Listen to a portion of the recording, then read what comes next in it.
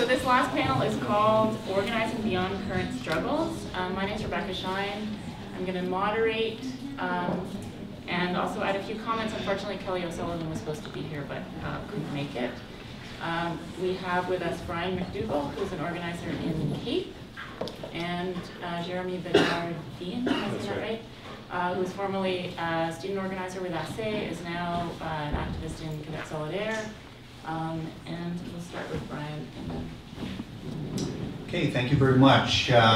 So yes, indeed, I am a member of a small union called CAPE, Canadian Association of Professional Employees, which is part of the Federal Public Service, and it's a union, a profoundly conservative union. Yeah. There are a bunch of my comrades from the union here, of about 13,000 people. The majority of whom are economists and social scientists in the federal government.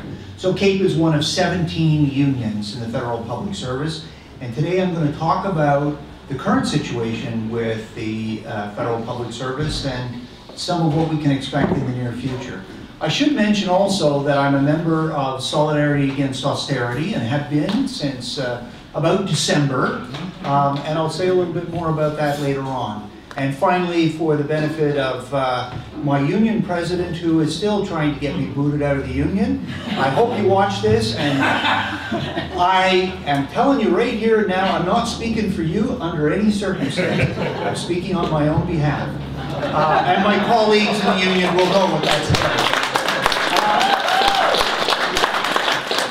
So we started the day talking about an age of permanent austerity, and I want to go back to that comment from David McDougall this morning, because I think it's the key to understanding what is going on with federal public service at the moment.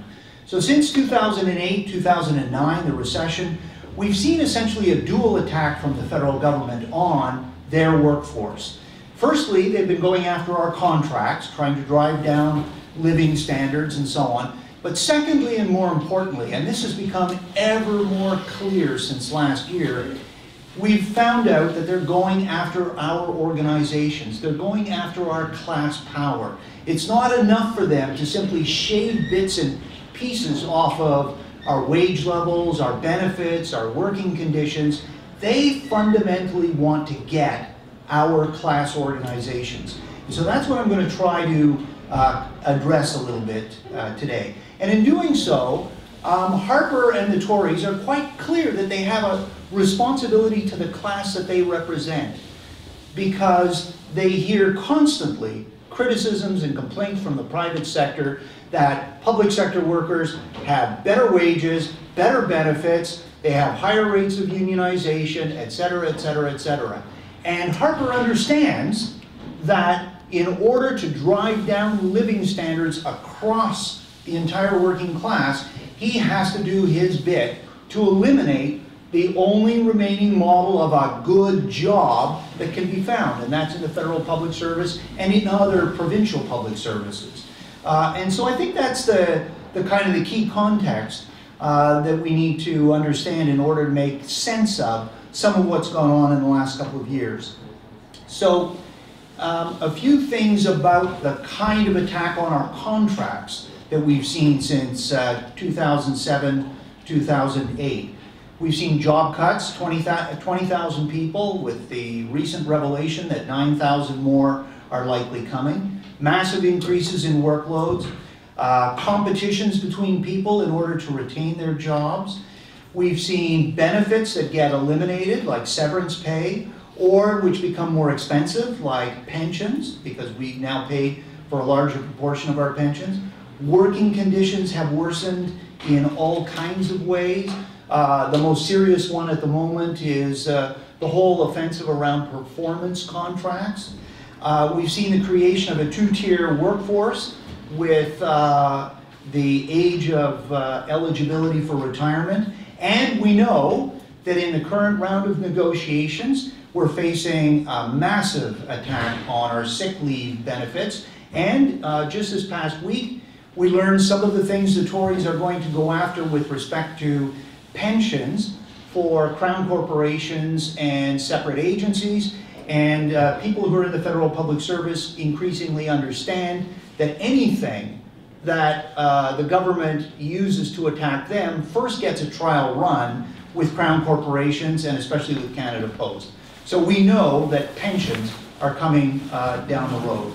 So what's been the response of the public service unions to date? And here I have to say that by and large on the concessions and contract front, the unions have had no practical strategy. They've had little to say, they've been completely ineffectual. PSAC, of course, the largest union, presided over the giveaway of severance pay, and yeah, there was resistance to that and opposition and so on, but still, that was their contribution to resisting Harper. The union that I'm in wrapped itself around some elitist ideas about how professionals are so important to the government that of course we would never face layoffs and therefore we also don't need a strike fund. And we saw how well that worked out.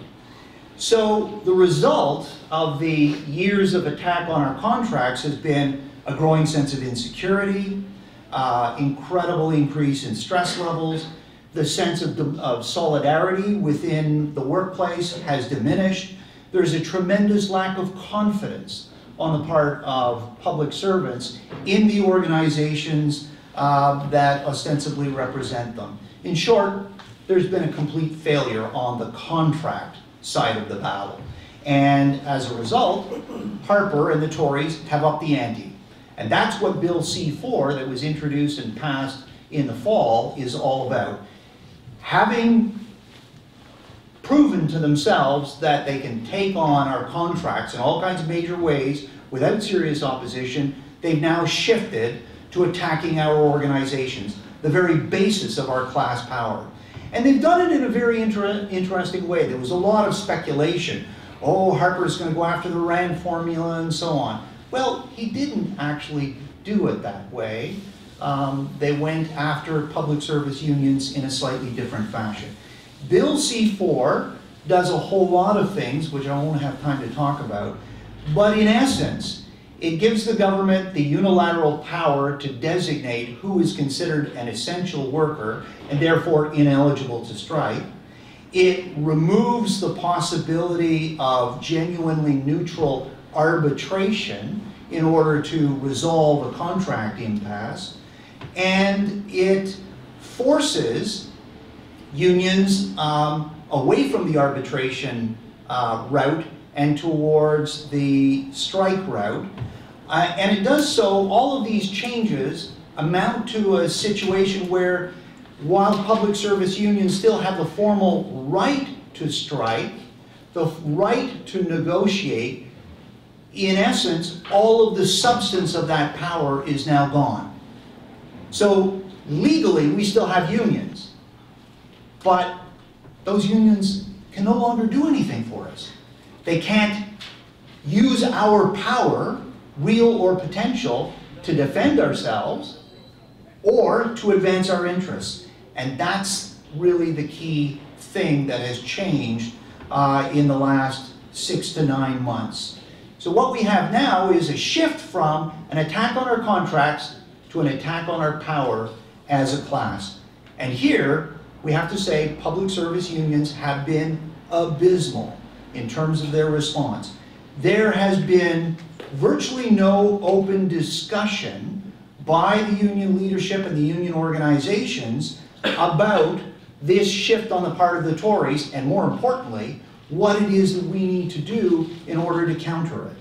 And so there's been talk about a common front of unions to avoid making concessions on sick leave in the current round of negotiations. There's been talk about the importance of an electoral strategy and, of course, legal challenges to Bill C-4 and what the government's doing and all that sort of stuff. But in meaningful terms, they have made no plans whatsoever to address the attack on our class power.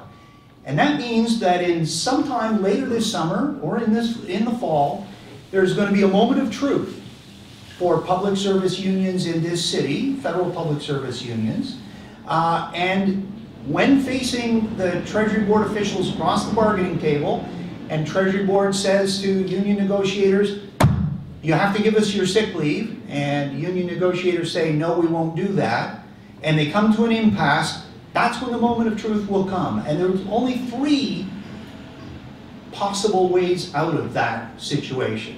The first is public service union leaders will do what they just did with the health care benefits for public service retirees, which is they'll negotiate some kind of a compromise and then say to the members, we had no choice, they had a gun to our head, they said they would use legislation, so we got the best deal we could. That's possible outcome number 1. Possible outcome number 2, they will simply say, okay, we're not going to negotiate anything with you Treasury Board guys, at which point Mr. Clement will go to the House with legislation and impose the loss of sick leave and quite possibly other things on the federal public service unions. Of course, the third possible outcome, the one that can't happen, the one that won't happen, the one that's not being talked about, the one that's not being prepared for, is that the hundreds of thousands of federal public servants would take action to prevent the government from taking back our sick leave and take action to challenge the intent to begin to dismantle federal public service unions. The mass mobilization alternative is something that is not being discussed anywhere in the federal public service unions at the moment. There is no open and honest debate about what the government's shift from a focus on contracts to organizations means, and there is no plan at this point for how to counter that. So I want to just, I'm not sure how much time I have here. Hey? 5 minutes. 5 minutes? Good. So I want to kind of shift from there to a little bit of sort of context and then a bit of a suggestion about what it is that federal public servants need to do. And I want to say also that I'm really delighted today because at various points in the day, by my count, about 15 or 16 people in the audience were members of federal public service unions. So that's a pretty good turnout and a cause for some optimism. So what's happening now is that we are seeing a shift away from the labor relations system that's prevailed since the 1940s. Since the 1940s, I mean, if you go back, and we don't have time to do a history lesson, but if you go back and look at what unions were like prior to the 1940s, they were very different in all kinds of ways than they have been since the 1940s. And roughly speaking, since the 1940s, unions have been organizations which have been structured around kind of business as usual negotiations. A little bit more of this, a little bit less of that, but you know, it's business and negotiations. Prior to the 1940s, employers and unionized workers regularly fought out a much more obvious and straightforward kind of class struggle. Capital said, no, you don't have a right to have a union. We don't recognize your organization. No, we're gonna use violence against you. I mean, that was kind of standard. And unions said, we're socialists. You don't have a right to exploit us. You know, we don't buy this. Like, you know, and of course there were more conservative unions and less conservative unions, but it was a period in which the issue of class struggle was far more evident than it's been since the 1940s. Again, for various reasons, things shifted in the 1940s, and we ended up with unions that were stable, professional, well-funded, had big bureaucracies, had union officials with big careers and wonderful working conditions, and we had big professional staff, and wildcat strikes were made illegal, and grievance procedures were bureaucratized, and so on. Very different kinds of organizations. And I think that what we're seeing now is a situation where there needs to be a discussion inside federal public service unions and in the broader union movement about how to address this shift from attacking contracts to attacking the right to union organization in any meaningful sense. And in the federal public service these days, unfortunately, even many good union activists, people who really genuinely want to oppose the loss of sick leave, people who oppose the loss of severance pay, people who wanted to fight against the job cuts, don't actually know how to proceed. They don't know what to do.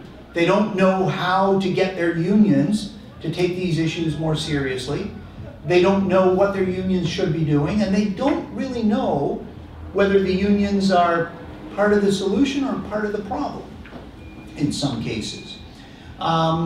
So I want to just wrap up by suggesting that this is a time when, in this city, for federal public service workers, we need to have a very serious discussion about the nature of our organizations, about the fact that they were built for negotiations rather than class struggle.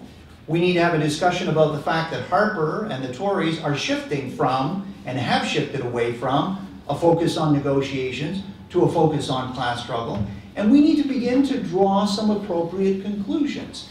If the organizations we have at our disposal were built to do something we're no longer doing, then we need to think about new kinds of organizations with new methods, with new strategies, and so on. And if we look back, whether we can look at examples in other parts of the world, we can look at, and people have mentioned some of the impressive stuff done in Chicago with the teachers and so on, but we can also look back at the history of our movement.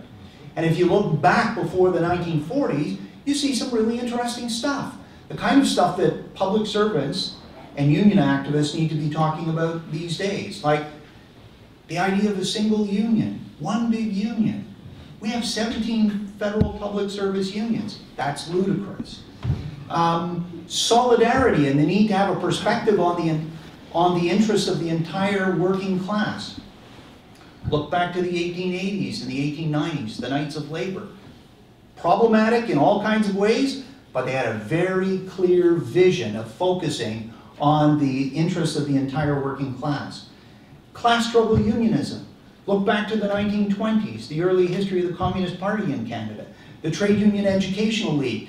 Very sharp criticism, very clear understanding of the conservatism of trade union officials and organizations within a capitalist society. And of course, look back before 1940 and you see a whole lot of people who are activists in the labor movement who refer to themselves as socialists. So those are some of the kinds of ideas and some of the kinds of movements that we need to look back at, and some of the principles that we need to take some inspiration from as we rethink what it is that we need to do as trade unionists in the federal public service in order to effectively fight Harper and the Tories. So I want to just conclude by suggesting that we are likely headed for a major defeat in the fall as federal public servants, and I regret to say that, but at the same time, I think that it is resistible. We can put up a fight, we can organize, we can mobilize, and I think it's really important that we begin to have discussion with our colleagues in the federal public service unions about what's going on and why, precisely because there are two possible outcomes even to a defeat. You can have a defeat that's a complete rout, where everybody just gets demoralized and the union movement all but collapses. Or you can have a defeat which results in a layer of people saying, what the hell happened here? Why did we lose? What could we have done to have prevented the loss? And that really depends upon and requires an ongoing, open, and honest discussion about the nature of the problem that we face and some of the alternative ways of organizing. And so I want to just urge the folks who are members of federal public service unions who are in the audience still, I want to urge you to join Solidarity Against Austerity. I did that late last year, and I did it partly because I'm looking for an organization that can be a political home where we can begin to have these kinds of discussions. Because they're not happening in my union. They'll never happen in my union, or not for the foreseeable future. And they're not happening in PSAC or PIPS or any one of the other 17 unions either. And I think that, and I want to urge all of you who are in federal public service unions, join Solidarity Against Austerity. Let's make this a forum in which we can discuss the future of federal public service unions in this city, and a forum that we can attract other people to as a way of carrying on that discussion. Thanks.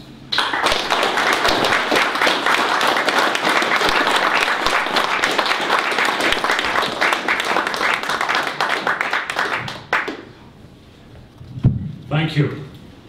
I want first to apologize. I just came back from Green Europe, where the left's main concern is neo-Nazis.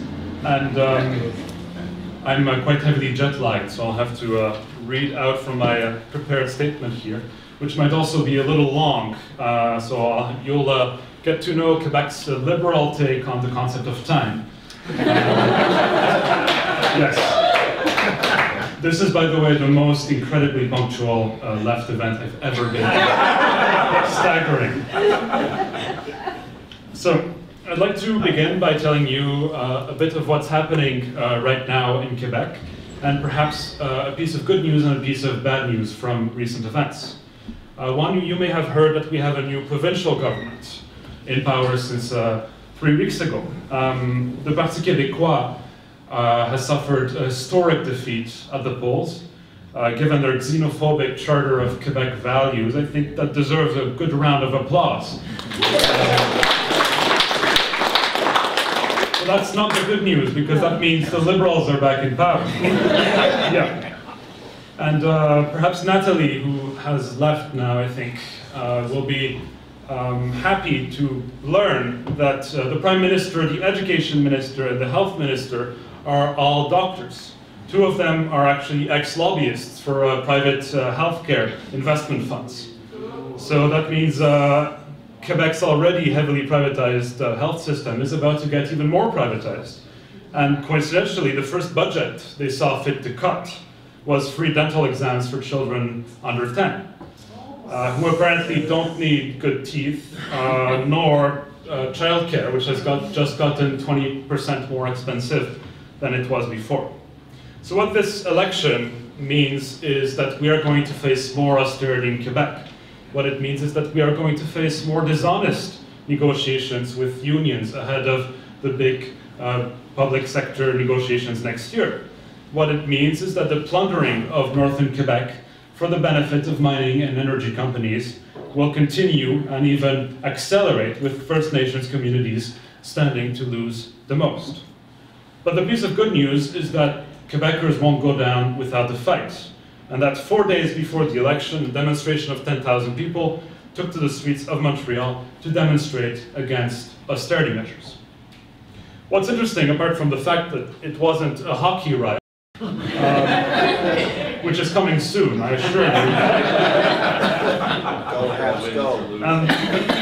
you, is that this was held while the Parti Québécois, which is the traditional partner of the institutional left, was still in power. It seems that Quebecers have had enough of standing by while the PQ copy-pasted the agenda of the right. Quebecers are beginning to see that governments, blue or red, will not listen to the popular will if we don't force them to listen.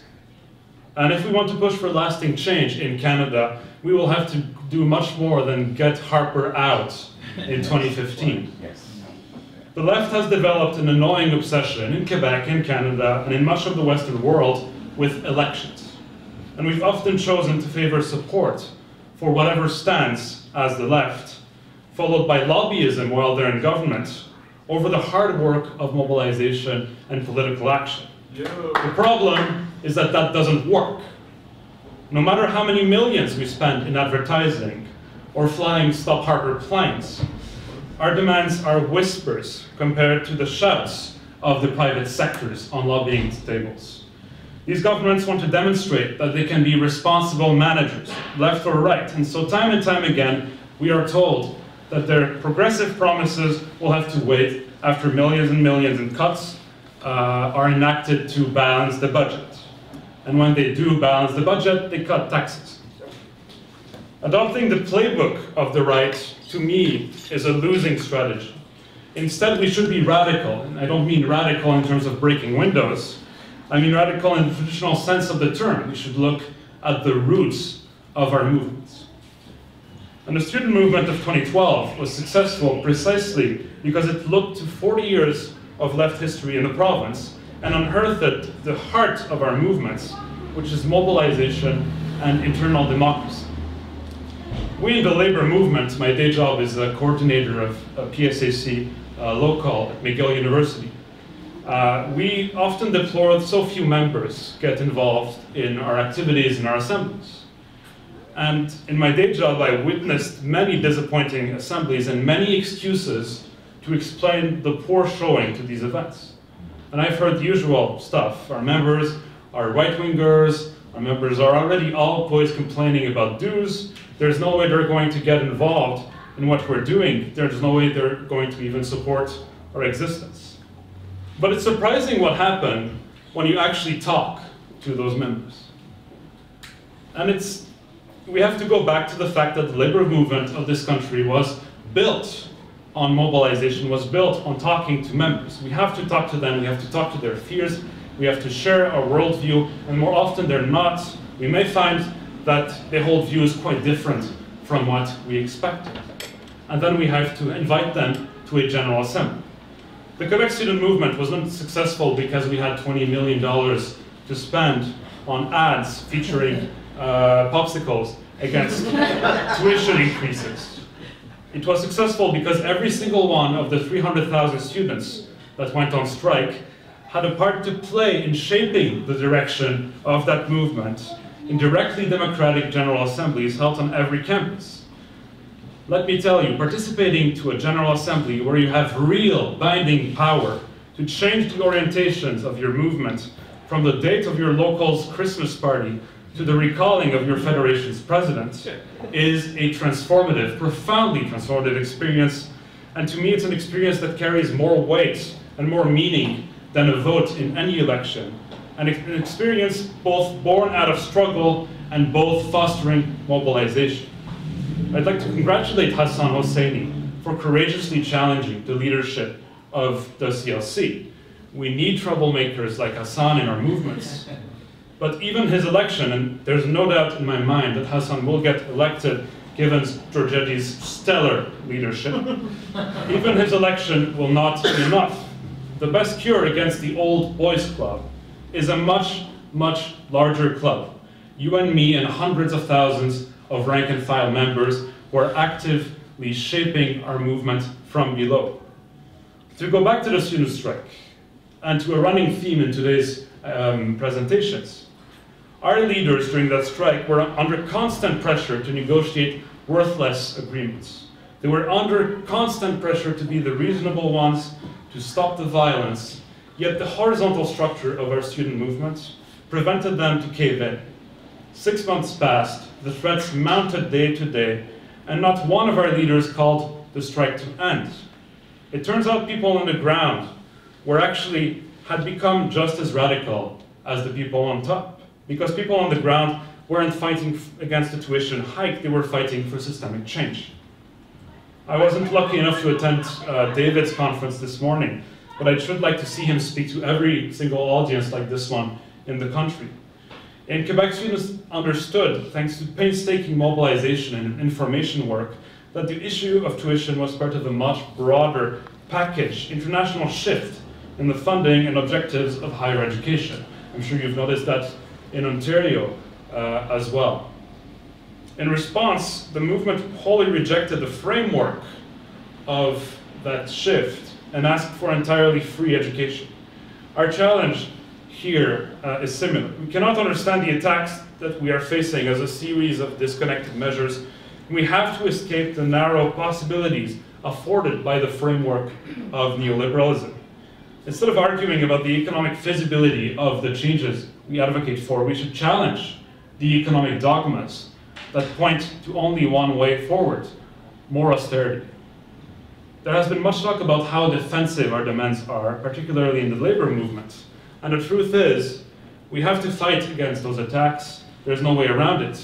But we should also go further. We cannot afford to fight our struggles in our own little corners. As someone said earlier, we need a coherent global response to a global attack. We need to build coalitions that can agree on common demands and share a common analysis, coalitions that give themselves the means to win. And I'd like to give 2 examples from Quebec of successful coalition building. First, I'd like to talk about Quebec Solidaire.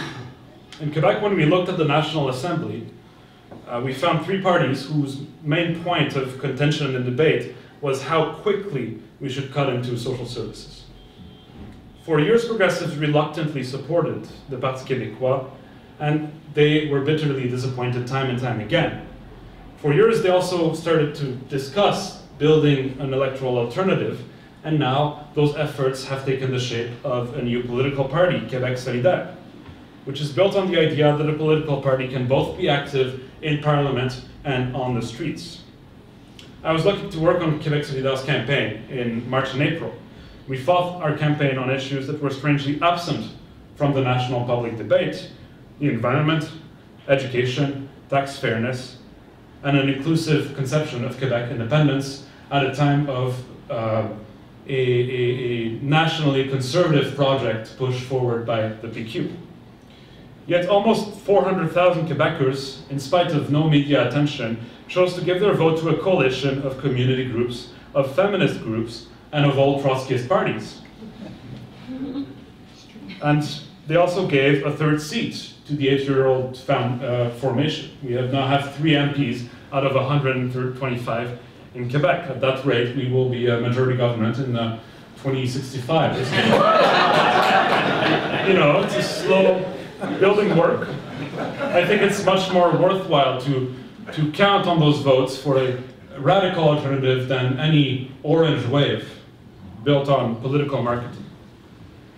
And outside of the National Assembly, we've also managed to build bridges between community organizations, unions, student associations, and the radical left. Now, CLASS, the student coalition that was formed during the strike, was itself a coalition of student associations which had different realities, which had different demands, all across Quebec, from a little cégep, which are colleges, in Matane, 700 kilometers from Montreal, to the big universities in Montreal. And that student movement was also part of a broader coalition of community groups, militant unions, and student organizations, which we called the Red Hand Coalition, and which had 4 objectives when it was founded in 2010. And thanks to the focus on those 4 objectives, we finally reached most of them. These coalitions are not passing alliances between self-interested groups. They reflect the values of internal democracy, mobilization, political education, and commitment to structural change that we hold dear at the grassroots level. And most importantly, they reject the playbook of their rights. They resort to demonstrations and long-term action plans to build leverage in order to achieve their objectives. And to me, that's where our collective power lies. When we think we can't achieve mass mobilization, when we think Canadians are too conservative anyway, when we think we should better listen to those who say we can't do it, we set ourselves limits.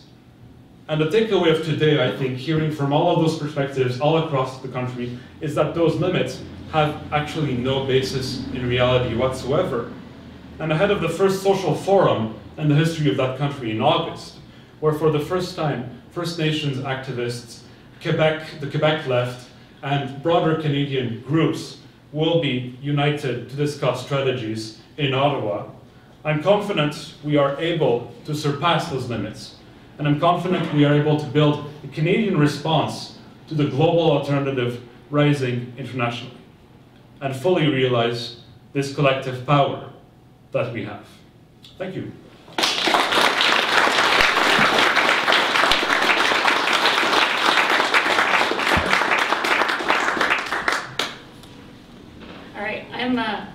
I don't know what Kelly was going to say, so I'm not going to say what, I don't think I'm going to say what she was going to say. I'm just going to be very, very brief, and I think actually I'm going to start by disagreeing a little bit with the way that Brian framed the relationship between negotiations and class struggle. So actually, I want to think about the way that the kinds of demands that we frame and the way that we frame those demands, whether in negotiations or on the streets, actually can feed back into informing the decisions we make about how our organizations work and how our organizations are structured. And I think that this, I'm thinking about this partly in response to some of the recent conversations around what's sometimes called social unionism, social movement unionism, or social unionism, or community unionism, which is often sort of set in very stark terms as the alternative to business unionism, insurance model unionism, the kinds of unions that solely do contract negotiations and nothing else, right? And that have a very narrow kind of parochial orientation to who their constituency is, and that is our members and no one else, right? So in thinking about how the kinds of demands that we make might actually be related to questions of how our organizations are structured, I think that the discussion around social unionism actually usefully raises these questions, particularly by saying that there's a role for unions and even for contract negotiations in defending the institutions that those unions are working for. So just to make this a bit more concrete, I work in a university. I'd be curious to hear about this from other contexts, but thinking about how I, as a university worker, might frame the demands that I might want my own negotiating team to make on my behalf in terms that actually are about defending the institution that I am a part of, right? And to actually say, okay, if I want, I was actually recently, won a little tiny minor battle, but it was significant to me to get, members of my own union to actually be supportive of a motion brought before the Board of Governors to call for a tuition freeze, right? And there was actually an important discussion that took place in my union about the degree to which this was actually our issue, right? And it was, on the one hand, really troubling to me that anyone would think that this wasn't our issue, but on the other hand, it was the fact that a number of us did actually manage to win this argument and say, no, our job actually as members of a union that are members of an academic union is to defend a vision of the kind of public institution that we want to be part of. I think actually that is not separate from contract negotiations, and it is very much about reframing the orientation of, and my organization is also a conservative, professional, elitist kind of entity. Undemocratic, yes. We can pile on the adjectives. So in thinking about demands, there's a few different questions related to demands, right? One is, well, which demands should we prioritize, right? And to me, some of the questions, in coming up with what the demands are, they need to be related to, for one thing, what vision do they express about not just the organizations that we're part of, but the institutions that we might work for, and more broadly, like the kind of society we want to live in, right? So can we think of our demands, even the demands that we might be making across the negotiating table, as demands that in some way actually articulate a vision about the kind of institution and the kind of world that we want to be part of. A second thing in terms of prioritizing demands is to what extent do those demands actually productively open up these kinds of debates, like the one I just described, right? There was a debate about, okay, so why should full-time faculty members B, saying we as a union think that a tuition freeze and even roll back is a priority for us, right? So to be able to make a demand that actually pushes those kinds of questions onto the table, I think is a useful criterion for evaluating whether a demand is something that should be, that we should be fighting for. Then of course there are other questions about, how do you frame those demands? I know many of us have been really inspired by hearing stories from the Chicago Teachers Union, where they were they have been very deliberate about saying we can frame demands, even demands that are, that could be framed in a very narrow kind of way. We can figure out a way to get the word kid into the first sentence, right? To get, this is for children, right? Even if what we're talking about is time for doing paperwork in schools, we can make this be about, we are teachers who are defending, kids in our schools, right? So thinking about, once you get the demands, there's the question about how to frame them. And I think, this issue around sick leave, I think actually raises some of, how can we make a fight for sick leave be about a fight for, public institutions, reasonable lives for people. So those are, there's also the question of, credibility, right? How do we make demands in a way that, I was, again, recently at a, Kevin was there, at a very frustrating meeting in which there was a sort of, like, let's make these, very bold statements about what we're going to do, and no one in the room actually believes that we can accomplish this, right? And so there was this sort of, I think thinking about evaluating the kinds of demands that we make has to always be wedded in some way to being able to build to credibly push for those things. And that doesn't mean having limited ambitions, right? It means being willing to enter into those conversations with people and convince people, but also to recognize the credibility costs of getting out in front of people that you say you represent, or being way behind them. Like I'm currently in this situation with my union again, which is I want to go and talk to members about making our negotiations meaningfully about the things that I think they should be about. And I'm a bit worried that I will sort of spend my own credibility with my members and then be betrayed by my negotiating team and have to spend a lot of time sort of recuperating afterwards, right? So I think this is why we need to think about credibility in really careful ways as we're organizing, so that we don't actually knock people out at the knees when they're trying to build capacity and reach out to people. I think the last thing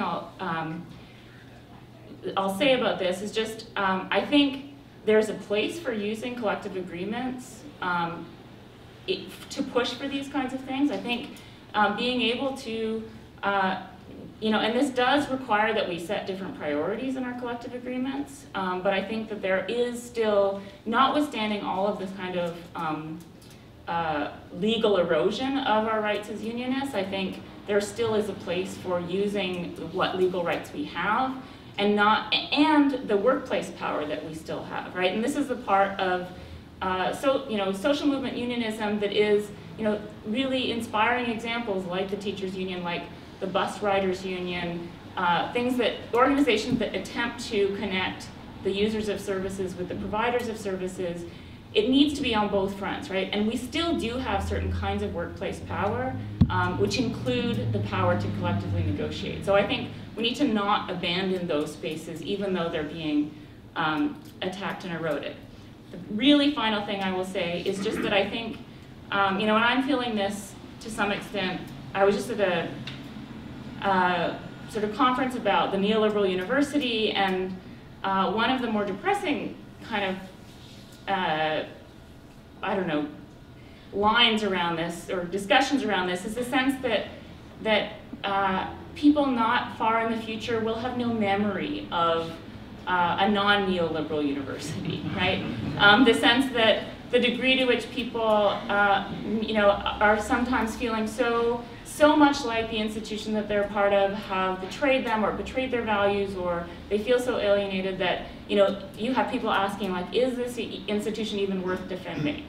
And I feel like, you know, one of the ways that I've, you know, that I think about my own role in my own union and also just in general at my university is to say I still have a strong attachment to what I think this institution and what I think public institutions could be doing, and that I still think that unions, you know, and these kinds of demands that can be made via the vehicle of unionism are important ways to sort of preserve some of that memory. But also, it's not just a retrospective, nostalgic idea of, you know, a great thing in the past, but as a space to, you know, if we believe in public institutions, if presumably we're doing some of this work because we think it's worthwhile, that it's actually part of our responsibility to communicate a kind of vision about why we're attached to defending these institutions and projecting them into the future in sort of positive ways. So I think I'll just leave it there and take some questions. So maybe we'll do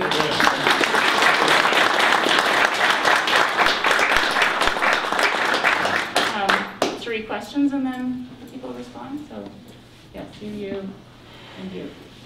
Yeah. Yeah.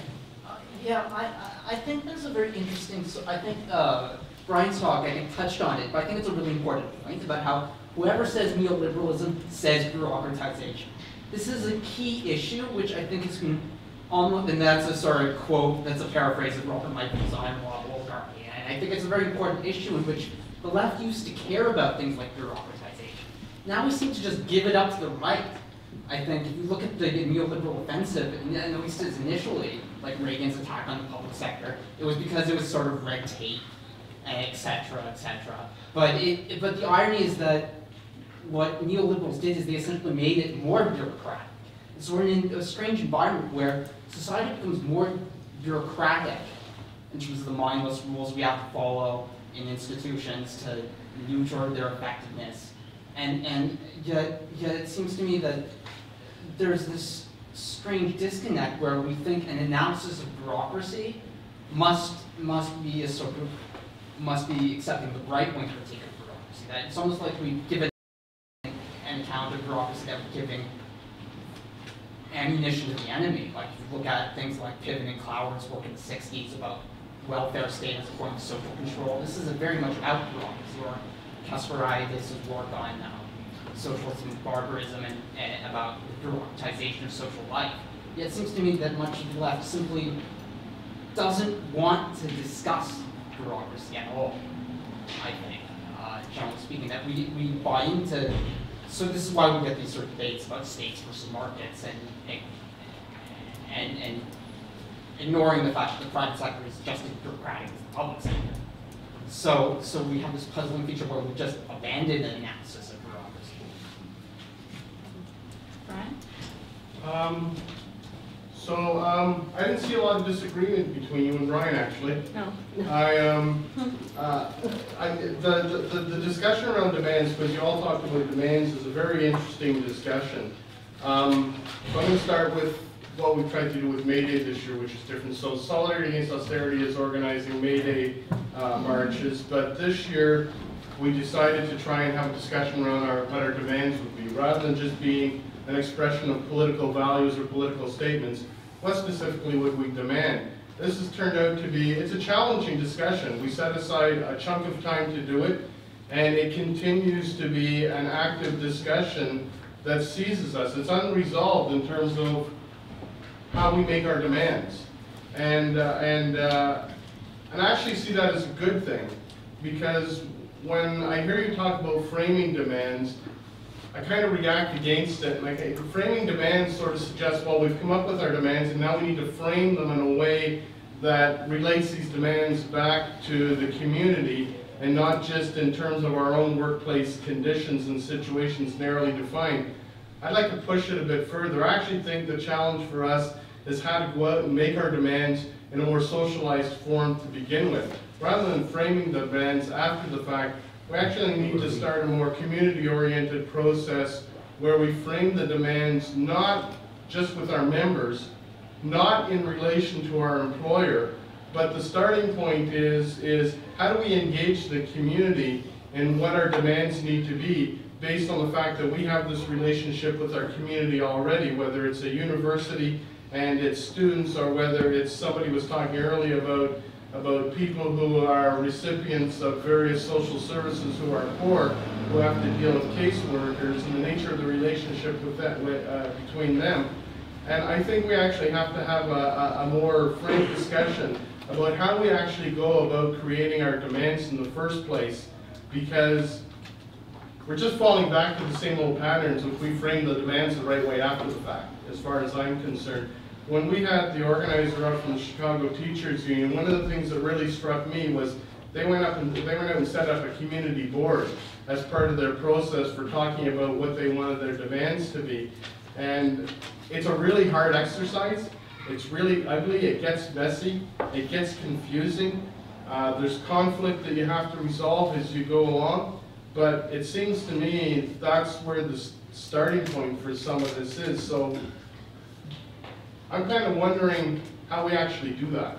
I mean, what I really appreciate about what Brian said was get out and get involved in Solidarity Against Austerity. Now, I'm not married to any particular organization, but I am married to the idea that we do need to have organizational capacity at a very local grassroots level in order to have those discussions. So what does that have to look like? That question was asked earlier in a different form when Dave and others were speaking.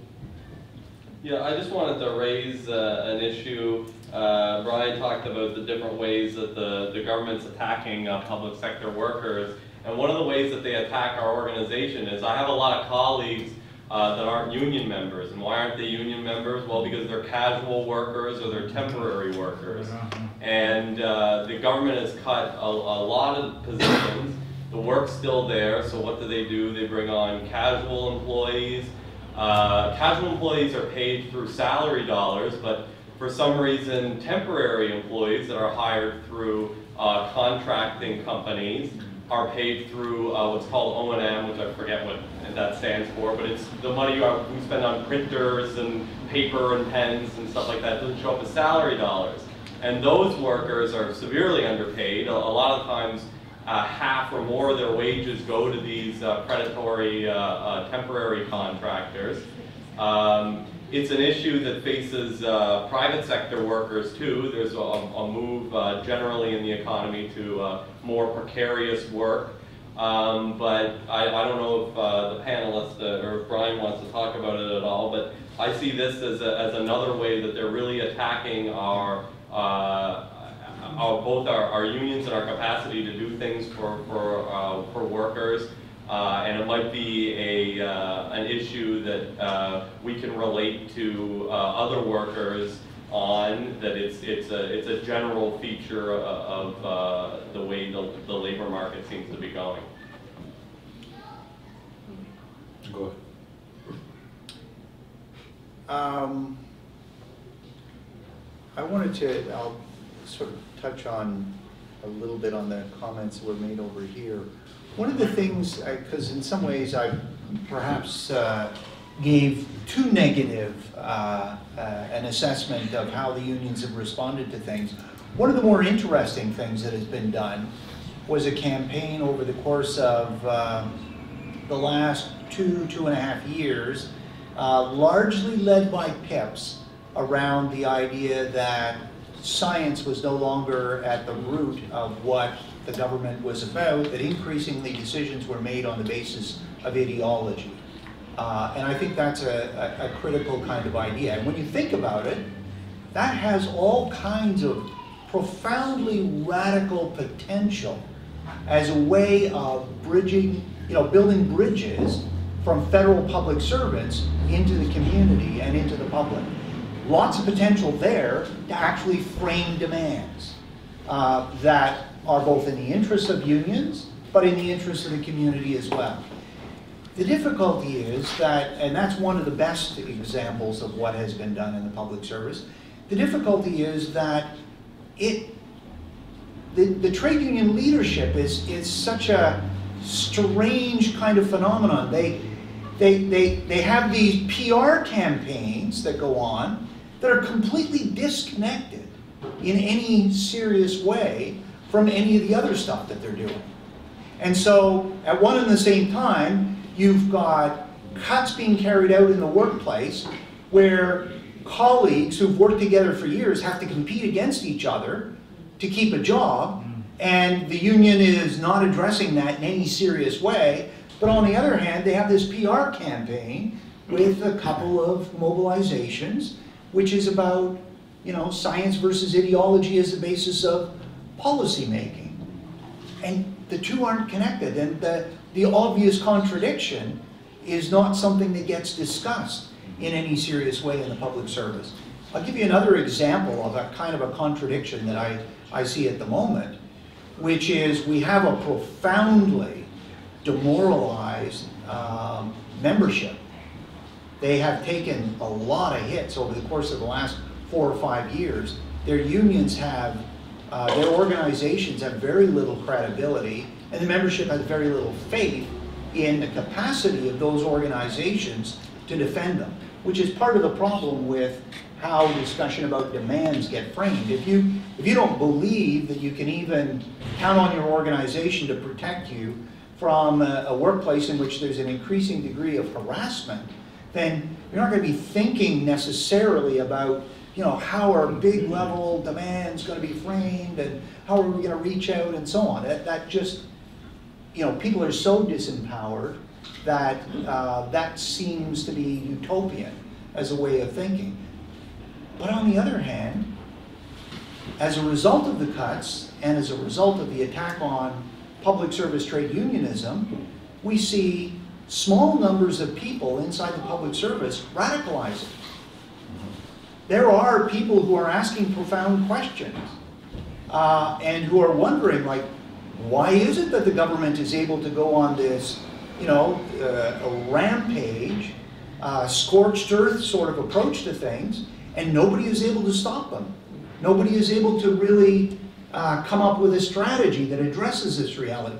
So we have small numbers of people in the public service who are radicalizing, but at the same time, we have this complete lack of faith or trust or belief in the organizations.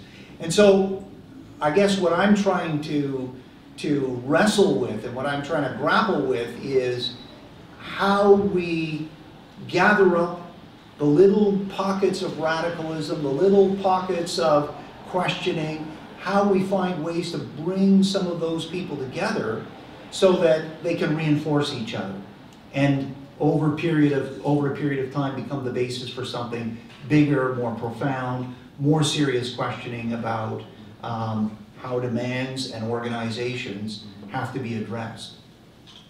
All right, I'm going to just respond a little bit to these two questions. So on the bureaucratization question, I just agree. I mean, I think that there is, you know, we actually could pile on the evidence that what neoliberal policy does is build up huge accounting mechanisms that do nothing except suck resources away from the you know, the main mission of the institutions that we're accounting for.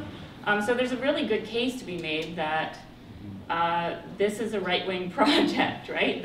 And that we could be reclaiming a critique of bureaucracy as a way of criticizing neoliberalism. I'm not sure I can answer why we haven't done that, but I mean, I think there is some of that going on. I mean, I guess I want to stand up for the question of framing around demands. I think that that's it's not just that we need democratic procedures to come up with figuring out what we should ask for, but we also need to think about. I think that there is something intrinsic about the way that demands get framed that constrains or opens up political possibilities, right? And if you start thinking in terms of, well, where will this demand get us politically? Not just if we won this, would we win, you know, keeping our sick leave? But if we won this, how would it help build our organization, or how would it help build credibility with the people that we work with?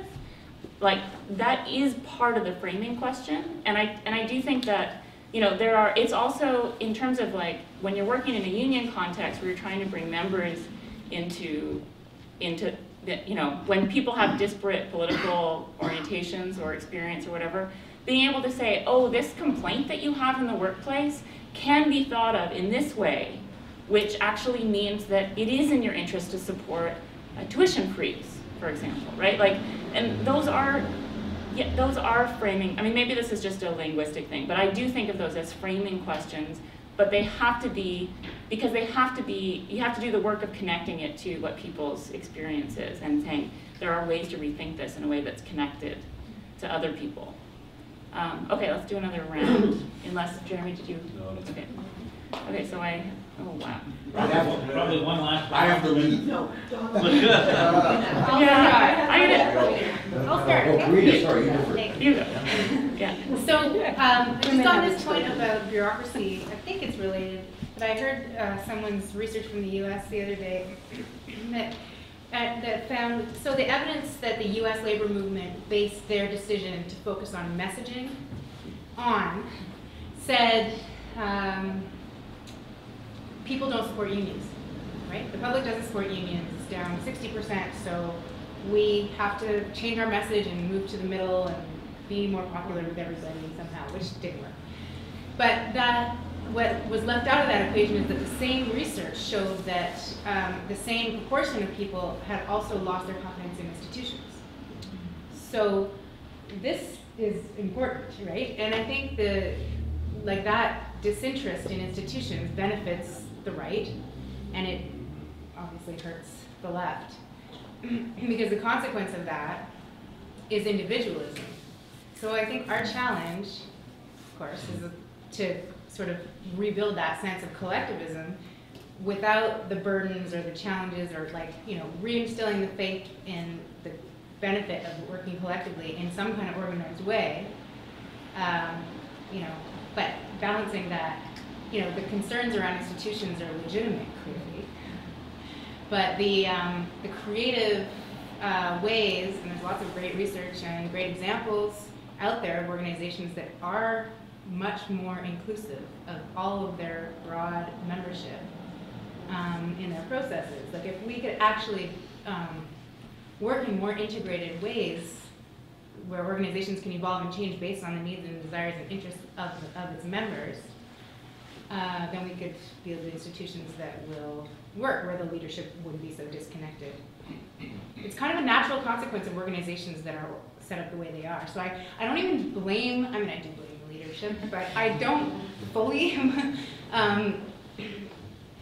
blame the leadership for being as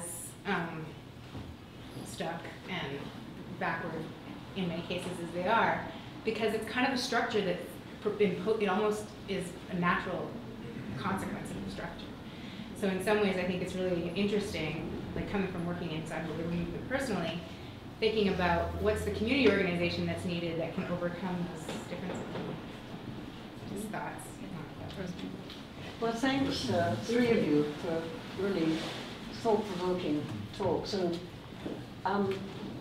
this question is sort of inspired by Brian's comment that the class that Harper represents, and also Jeremie, I think it's Jeremie? Yeah. Talking about the PQ and the odious Charter of Values. Because I think we really have to think very strongly about the fact that the working class has been very effectively divided by governments, by Harper, who very effectively is getting enormous support from certain blue-collar workers. And of course the PQ, the Parti Québécois, who also sought out support very deliberately through trying to divide the working class, and incredibly bringing on Carl Pierre Belladone. I mean, I was just gobsmacked that they would, and that the unions continued to support the PQ. More or less. Well, they didn't come out, I didn't see any announcement from the CSN or the FTQ that they were not going to support the PQ and they were going to support Quebec Solidaire. So I think we have a situation with, of these governments who, knowing, that the PQ would deny that it represents the capitalist class, but of course it does in its actions. Harper would say, I'm representing, as he keeps saying, so I think we have to think we have to really, when we think about our strategies, and of course within the federal government, enormous number, not only of casual workers, but now these, the other kind of workers from agencies, that we're, even within public sector unions, we have a divided set of members. So it's how do we overcome those divisions? It becomes almost a question for me.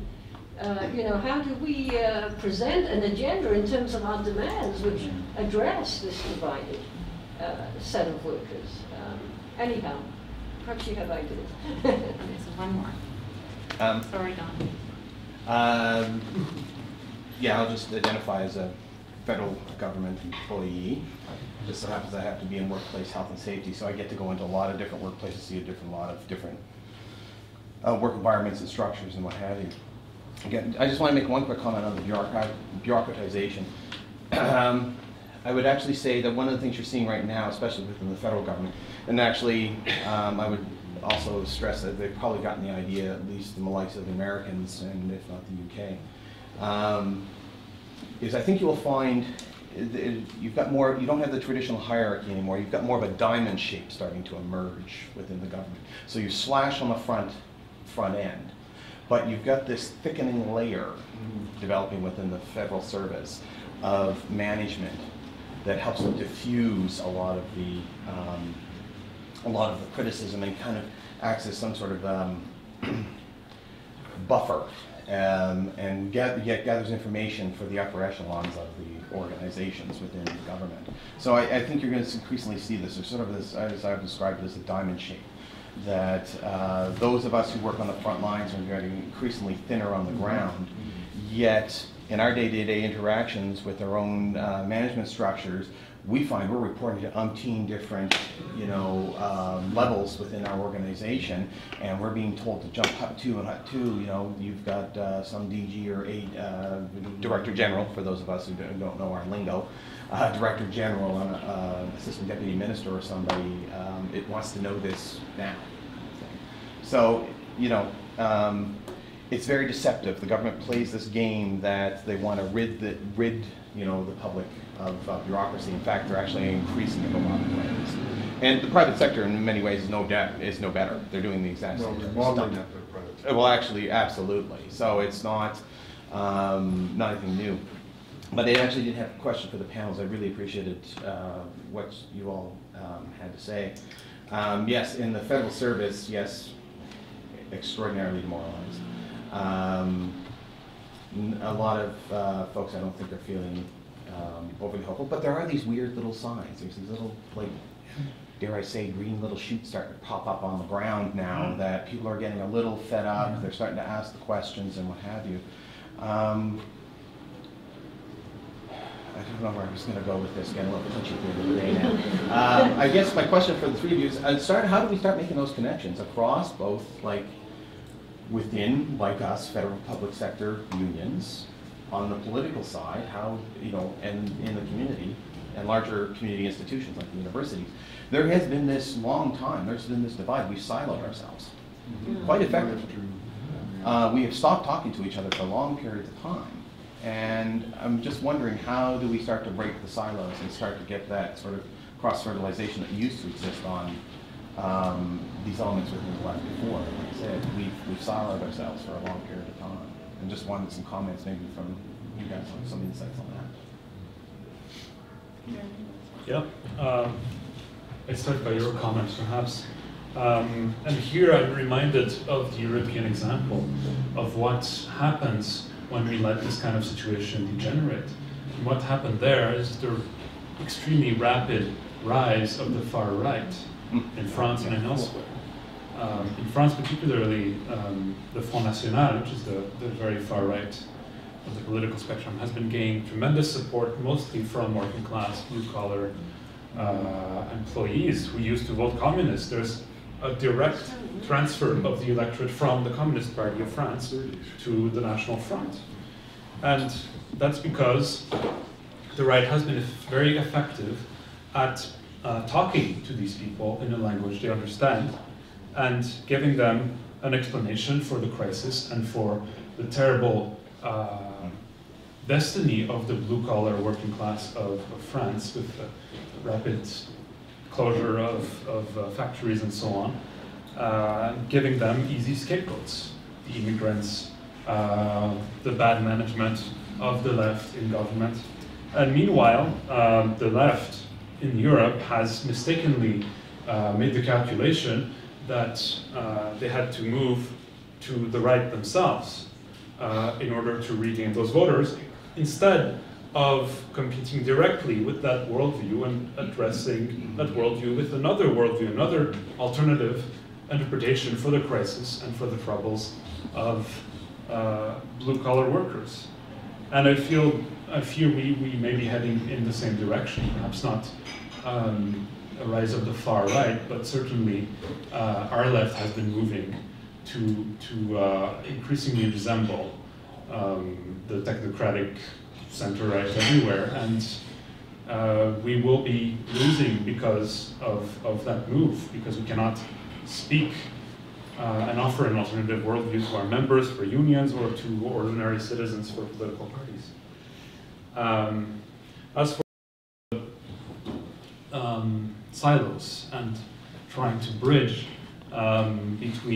build bridges between organizations, perhaps I should elaborate on how it came about in Quebec, where such a coalition of forces working across traditional sectors has been achieved. I think that at some point, people in those organizations realized that they were facing an incredibly coherent agenda of attacks, and that they were not responding with a coherent approach at all. They were fighting their own little issues in their own little silos and failing time and time again to achieve any progress.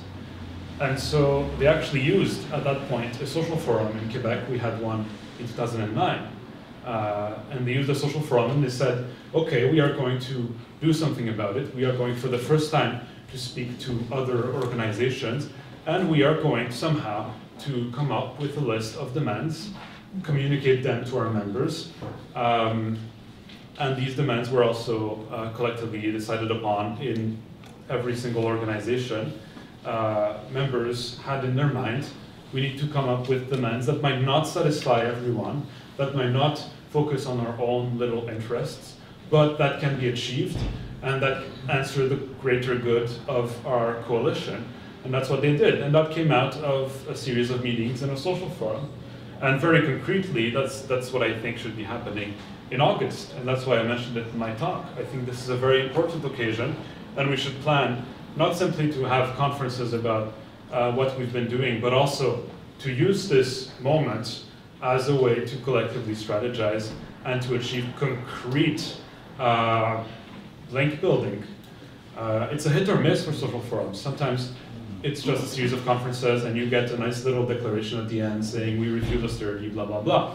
I think that's fine in itself. But I think this one might prove to be more useful than that. It might lead to concrete progress, to us leaving our silos.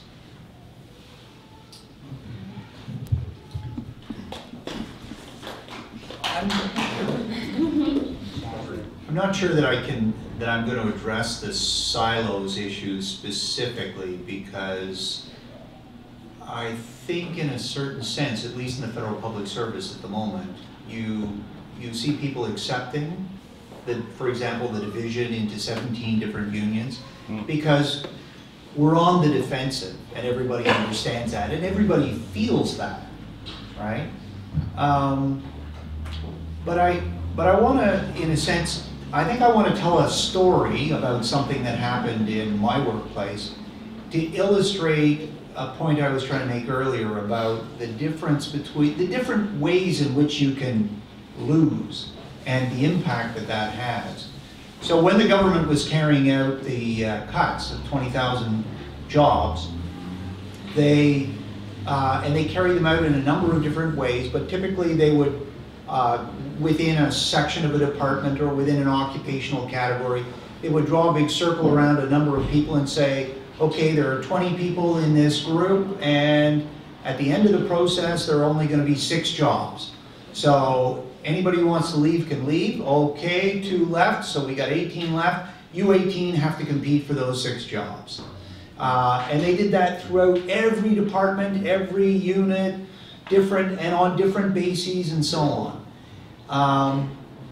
I happened to be, at the time, in HRSDC, and I happened to be in a section of the department where they drew a circle around 105 people in at two different levels of my category in an organization of about 500 people, and they said, okay, you 105 people, 1/3 at the 8 level and 2/3 at the 7 level, are now going to all have to compete for 50 jobs at the lower level, at the 7 level. Okay?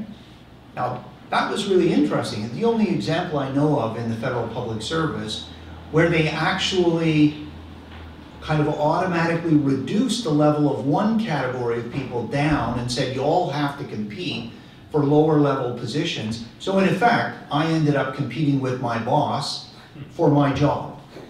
Okay? And interestingly, I don't have time to tell the whole story, but we were able to mobilize inside the workplace, and we had a number of mass meetings, and then mass meetings in confrontation with senior management, like assistant deputy ministers and so on, where people railed against what management was doing. And the interesting thing is, we still lost our jobs. We ultimately, there was a grievance, it went through the system, we lost it, blah, blah, blah. But what I saw in that case, and it's the only case I know of, where people actually organized collectively in the workplace over the course of about 2 months and attempted to fight what management was doing. We lost, but there was a completely different sense about why that had happened, about the injustice of it, about the importance of organization, about the importance of solidarity between the groups at the 2 different levels, okay? That, unfortunately, didn't happen anywhere else in the federal public service. So all those job cuts resulted in massive waves of insecurity, defensiveness, lack of confidence, retreat, belief that the union cannot, will not do anything to defend us, and so on. So I think it's important to understand that even when we're losing, the way in which we organize ourselves, the way in which we resist what management is attempting to do to us, can make a big difference in terms of the lessons that people draw. Why did we lose? Well, it's not because we couldn't have won, it's because we weren't able to do this on a large enough scale, and the unions didn't do it with everybody. But that's a very different conclusion than most people in the workplace drew as a result of the job cuts and going through the competitions and so on. And I think that that points, in a sense, to the way in which we have to use everything that comes at us as a way of organizing. So that's not quite framing demands in a positive sense, but that's trying to use even the most negative thing in order to build a possibility for down the road. All right. I just have one thing to say when we're going to wrap up, and Kevin's going to say a couple things. But I mean, I think that someone brought up earlier the community board members that are part of the Chicago Teachers Union. At Carleton, the fact that we have an entity called Campus United, which brings together the student organizations and almost all the unions on campus, is actually really important. I mean, it's really simple as an idea. It's just like send some people from each of these entities who work at the same institution. But it actually, and I think actually was really important recently when the safety workers went on strike. This was a new union, it was less than a year old, and I think the fact that they found themselves supported by Campus United in a pretty consistent way, I think was really important and will, I think, be really important for future organizing efforts at Carleton. So I think that there were important relationships formed across union lines there and across sort of constituency lines there that I hope will bear fruit in the future. So with that, I think we'll turn things to Kevin, and thanks to... Okay.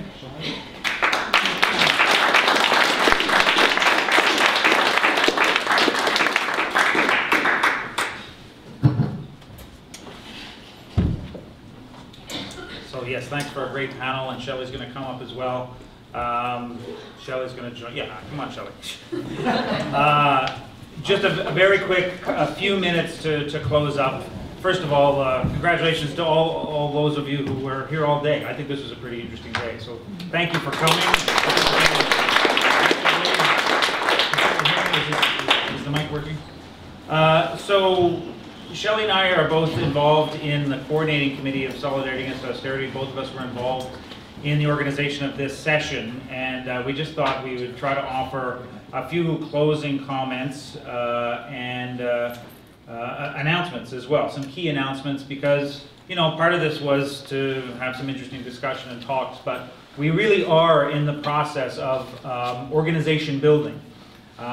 We may not be precisely clear on what organization we are building or what kind of organization we are building, but that is the process that's underway, and in some ways it's a very exciting one, because I think, as we heard from a lot of the speakers today, there is a lot going on. Things are changing. There are some new possibilities and new kinds of movements that really, I think, are creating a different kind of energy than we've had in a long time.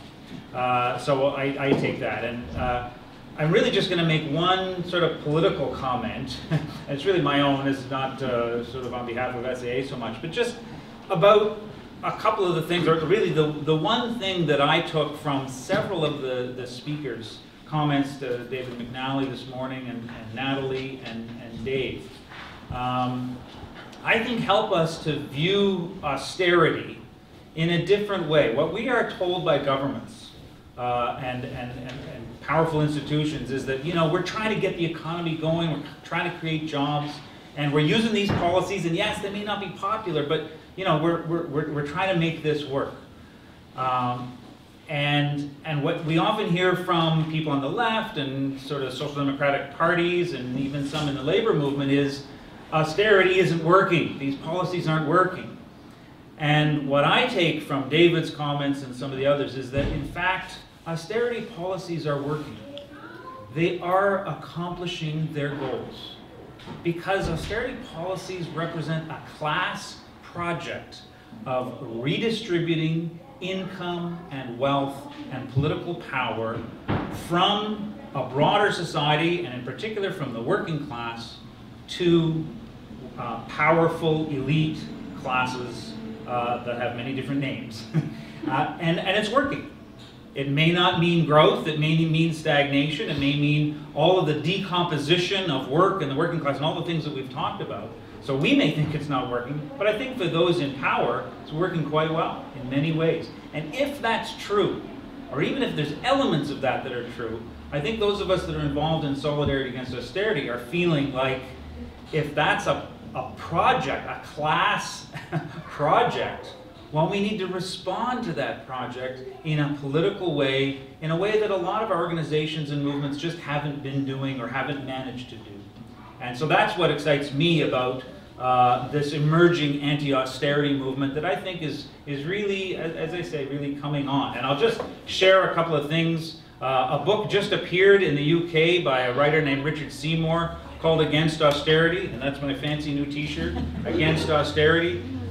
There's actually several really interesting and exciting analyses of what's going on that are coming out like these days. This came out a few weeks ago. I think we got to tune into this, and as far as I think we're concerned, those of us involved, one of the most important ways to tune into this emerging anti-austerity movement is to get directly involved. Okay, so thanks everybody.